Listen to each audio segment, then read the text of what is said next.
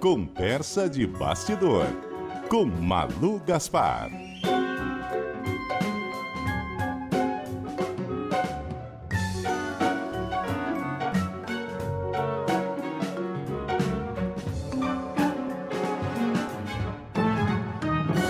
Bom dia para você, Malu Gaspar. Bom dia, Milton. Bom dia para Cássia. Bom dia para todo mundo que está ouvindo a gente. Bom dia, Malu.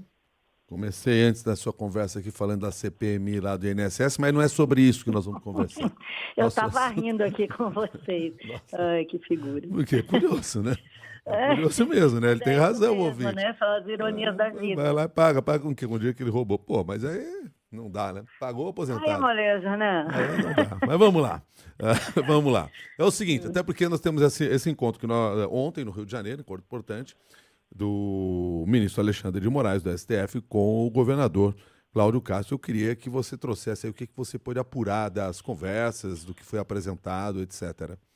Pois é, Milton, Cássia, foi um dia animado aqui no Rio, tá? Todo mundo se preparando para receber o ministro Alexandre de Moraes, que assumiu aí a relatoria da DPF das favelas, enquanto não tem um substituto para o Edson Fachin, que virou presidente do Supremo, né?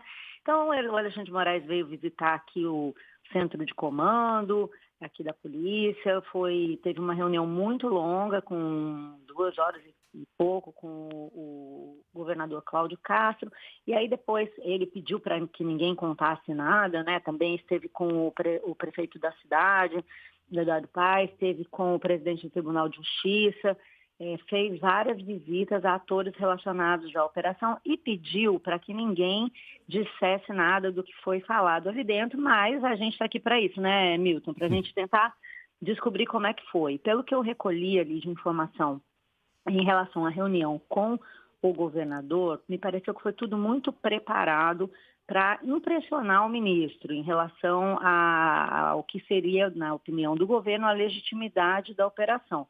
Inclusive, logo depois dele deixar o centro ali de comando da polícia, o governador postou um vídeo em que me chamou muita atenção. Todas as imagens mostravam Alexandre de Moraes fazendo que sim, concordando, assentindo com as coisas. E o que eu entendi do roteiro, do que foi apresentado para ele, é que foi feita toda uma apresentação para impressionar o ministro em relação ao preparo das forças policiais, em relação à tecnologia utilizada e em relação também ao que seria o cumprimento da DPF das favelas, que é essa determinação, essa lista de providências que o Supremo determinou que fossem tomadas para garantir que as ações não fossem abusivas, né? Que as ações da polícia nos morros não fossem abusivas. Então, o que, por exemplo, eles mostraram? Ficou claro que eles guardaram informações para mostrar para o Alexandre de Moraes. Então, uma coisa que eles tentaram demonstrar é que o tamanho do efetivo, os 2.500 policiais que foram enviados para o Complexo do Alemão e para o Complexo da Penha, não foi fortuito, não foi um exagero, porque na estimativa deles, o DOCA, que é esse chefe do Comando Vermelho que não foi preso na operação, teria à sua disposição um exército de 500 homens. E aí eles teriam calculado como eles estariam em desvantagem em relação ao terreno, teriam que mandar 2.500 policiais para poder garantir o sucesso da operação.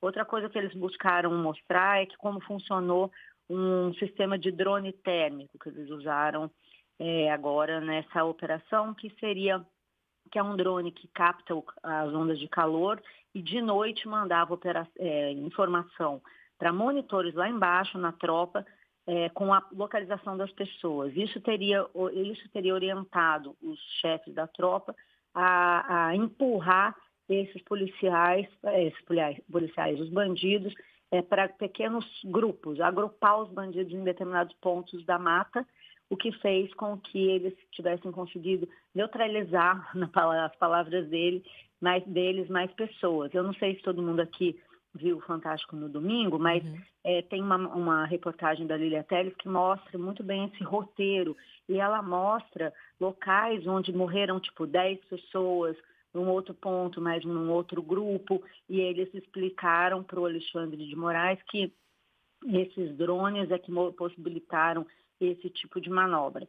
Dizem que o Alexandre de Moraes chegou muito impressionado com o resgate de um delegado que perdeu uma parte da perna, que foi também mostrado no domingo à noite no Fantástico, tudo a partir das câmeras acopladas nos uniformes dos policiais.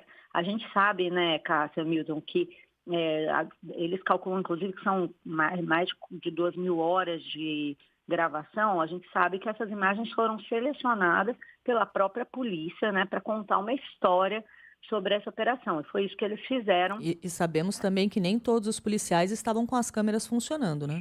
Então, Cássia, isso eu acho que vai ser um ponto que vai gerar um certo conflito ali, até inclusive com o Supremo, porque o governo está dizendo que todos os 2.500 policiais estavam com câmera. Mas eu mesmo, no início da operação, quando perguntei para algumas pessoas relacionadas ali à ação, ouvi dizer que era só o pessoal do BOPE. Então, a gente vai ter que conferir se realmente eram todos ou não, porque até onde eu sei, nem tinha câmera para tudo isso, mas a gente vai ter que conferir se teve mesmo câmera acoplada em todos os uniformes. Quem checa isso é o Ministério Público, né? A quem cabe esse controle das polícias. O Alexandre de Moraes esteve com integrantes do Ministério Público e disse ali na visita que ouviria ainda todo mundo antes de voltar para o próprio governo para terminar a verificação. Mas também o ministro procurou não estressar, ficou claro que ele procurou não estressar ali a conversa, sabe? Pelos relatos que eu colhi, ele sempre falava, eu também fui secretário de Segurança Pública, eu entendo a dificuldade, meio que criando ali uma empatia, os relatos são de que ele estava leve, simpático, então ali teve também um balé, sabe? Em que ele também teria dito que quando foi secretário de Segurança do governo Alckmin, lá atrás, lá em São Paulo, sempre visitou enterros de policiais e ao final, Cássia, Milton, ainda teve uma conversa sobre a lei antiterrorismo, porque depois da visita, o Cláudio Castro ainda almoçou com o ministro lá no Palácio do Governo. E aí ele teria tentado puxar um assunto que está hoje na Câmara, na boca de todo mundo, que é essa discussão sobre se o Comando Vermelho e essas facções criminosas devem ser transformadas em organizações terroristas, né, para efeito legal. E os governadores de direita estão insistindo muito nisso por uma série de razões, mas principalmente porque isso permitiria um contato direto com o governo dos Estados Unidos, passando por cima do governo federal, que é uma coisa que, óbvio, que o governo Lula não vai aceitar. E aí o governador meio que pressionou ali, com o ministro Alexandre de Moraes, então, nós temos que discutir isso, ministro, muito importante e tal. E o Alexandre saiu pela tangente, falou, realmente, tem que discutir isso sim e tal, mas não passou nenhuma pista do que ele acha, e a gente sabe que ele mesmo é sancionado por uma lei que o considera violador de direitos humanos, né? Os Estados Unidos incluíram Alexandre de Moraes na Lei Magnitsky. Então, não sei se foi muito jogo falar desse assunto com o ministro, mas eles estão tentando, né? Estão retratando isso aí. Acho que a campanha está forte, né? Muito obrigado, Malu. Um bom dia para você. Obrigado pelas suas apurações aqui para contar aquilo que não era que eles não queriam que contassem. Esse que é o nosso objetivo. Tá certo. Um abraço, gente. Conte comigo. Um Tá beijão. bom, obrigado. E deixa eu só trazer mais uma informação aqui, porque a Malu falou sobre essa lei antifacção, lei antiterrorismo, no caso, né? Mais especificamente aqui a lei antiterrorismo. Aí tem essa discussão se transforma esses grupos organizados em grupos terroristas, porque há toda uma caracterização. Há a possibilidade dessa votação na Comissão de Constituição e Justiça da Câmara no dia de hoje.